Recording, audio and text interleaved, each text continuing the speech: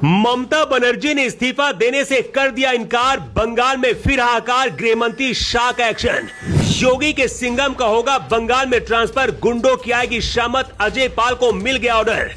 अगर ममता बनर्जी नहीं छोड़ती सीएम की कुर्सी तो बीजेपी के पास है 3 विकल्प, चौथा है सबसे खतरनाक। बंगाल में जिस बात का डर था वही हुआ। मोदी शाह बंगाल में नया मुख्यमंत्री खोज रहे थे, लेकिन ममता बनर्जी ने सीएम की कुर्सी छोड़ने से मना कर दिया। ममता बनर्जी ने राजभवन जाकर राज्यपाल से मिलकर इस्तीफा देने से इनकार कर दिया है। बीजेपी के लिए अब बंगाल जीतने से ज्यादा ममता बनर्जी को कुर्सी से हटाने की मुसीबत आ गई है। जब तक ममता इस्तीफा नहीं देंगी तब तक क्या बीजेपी का मुख्यमंत्री शपथ नहीं लेगा? और बंगाल में अब आगे क्या होने वाला है?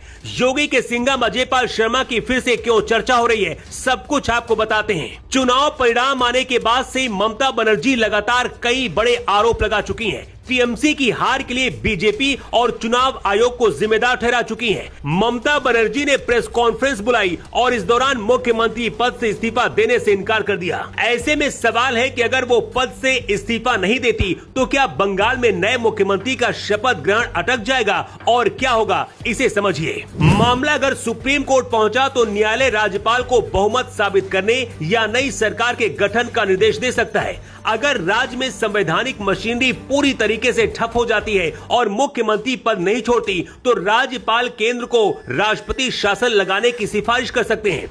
मतलब अगर हालात बिगड़े तो बंगाल के राज्यपाल RN रवि गृह मंत्री शाह को सिफारिश कर सकते हैं राष्ट्रपति शासन के लिए। लेकिन ये तभी होगा अगर ममता बनर्जी और टीएमसी को संभालना नामुमकिन हुआ। अगर किसी राज्य का मुख्यमंत्री चुनाव हारने के बाद भी अपनी कुर्सी छोड़ने से मना कर दे तो संविधान में 4 ऐसे विकल्प है जिन पर विचार किया जा सकता है। अगर कोई मुख्यमंत्री ममता बनर्जी की तरह बुरी तरीके से चुनाव हारने के बाद भी अपना पद नहीं छोड़ता तो राज्यपाल उन्हें पद से बर्खास्त कर सकते हैं। राज्यपाल अनुच्छेद 164 के तहत अपने अधिकारों का उपयोग करते हुए नई विधानसभा में बहुमत प्राप्त दल के नेता को मुख्यमंत्री नियुक्त कर सकते हैं। नए मुख्यमंत्री की शपथ लेते ही पिछला मंत्रिमंडल और मुख्यमंत्री अपने आप ही प्रभावी नहीं रहेगा। इधर ममता बनर्जी मुख्यमंत्री की कुर्सी छोड़ने के लिए तैयार नहीं है और उधर ममता बनर्जी के करीबी जहांगीर खान का इलाज करना बीजेपी के कार्यकर्ताओं ने शुरू कर दिया है। जहांगीर खान की फाल्टा सीट पर फिर से 21 जून को चुनाव होने वाला है। ये वही सीट है जहां पर अजय पाल शर्मा को जहांगीर खान ने धमकाया था। जहांगीर खान के एक पार्टी दफ्तर में तोड़फोड़ का मामला सामने आया है। चुनाव परिणामों के बीच बीजेपी कार्यकर्ता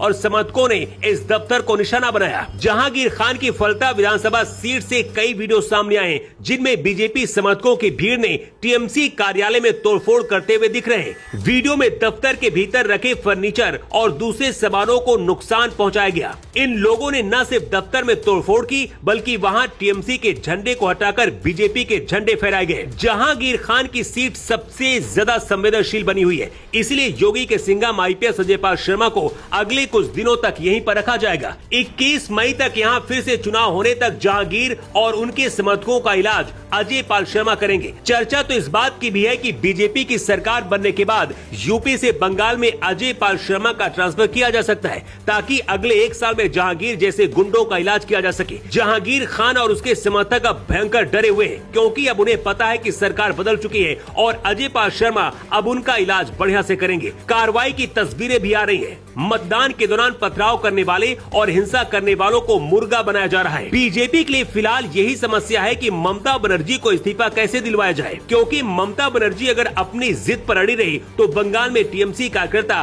फिर से हिंसा पर उतर सकते हैं। बंगाल का इतिहास रहा कि जब भी सत्ता परिवर्तन हुआ हिंसा बहुत ज्यादा हुई, इसीलिए इस बार बीजेपी फूंक फूंक कर यहाँ पर कदम रख रही है। अगर हालात बिगड़े तो अजय पाल शर्मा जैसे और भी कई धाकड़ अफसरों को बीजेपी बंगाल में उतार सकती है। राजनीति में कुर्सी का नशा ऐसा होता है, एक बार लगा तो उतरना आसान नहीं होता है और ममता बनर्जी के साथ कुछ ऐसा ही हो रहा है।